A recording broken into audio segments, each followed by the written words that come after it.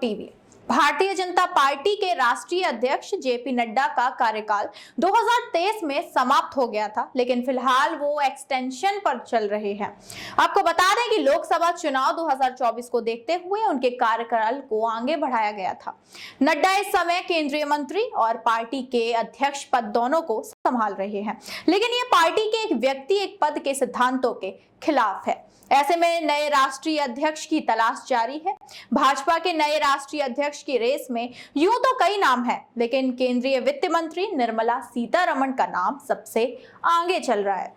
ऐसा इसलिए क्योंकि निर्मला सीतारमण दक्षिण भारत से आती हैं। वहीं तमिलनाडु में इस समय परिसीमन और हिंदी का मामला गरमाया हुआ है।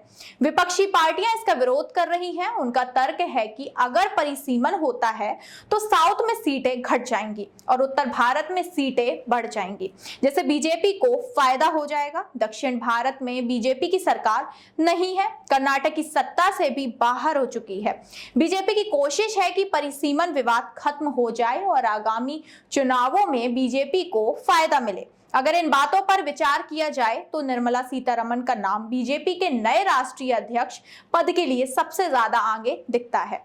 हालांकि महिला में स्मृति ईरानी का नाम भी चर्चाओं में बना हुआ है। भारतीय जनता पार्टी के नए राष्ट्रीय अध्यक्ष के रूप में और भी नाम सुर्खियों में है। जो सबसे पहला नाम आगे चल रहा है, इन नामों में केंद्रीय मंत्री मनोहर लाल खट्टर, धर्मेंद्र प्रधान और शिवराज सिंह चौहान शामिल हैं।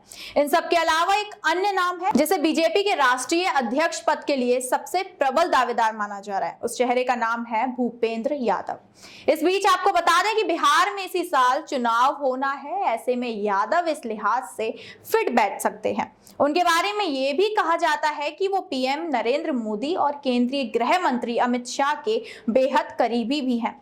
अभी संसद का बजट सत्र चल रहा है, जो कि 4 अप्रैल तक चलना है। इसलिए इस बीच राष्ट्रीय अध्यक्ष की घोषणा पार्टी की ओर से की जाएगी। इसकी संभावना बहुत कम है। 18 से 20 अप्रैल के बीच बीजेपी की नेशनल एग्जीक्यूटिव काउंसिल की बैठक बेंगलुरु में होनी है। सूत्रों की माने तो पार्टी पहली बार साउथ की धरती पर साउथ की नेत्री को बीजेपी के राष्ट्रीय अध्यक्ष की कमान सौंपी जा सकती है। यही वजह है कि केंद्रीय वित्त मंत्री निर्मला सीतारमण की दावेदारी मजबूत मानी जा रही है।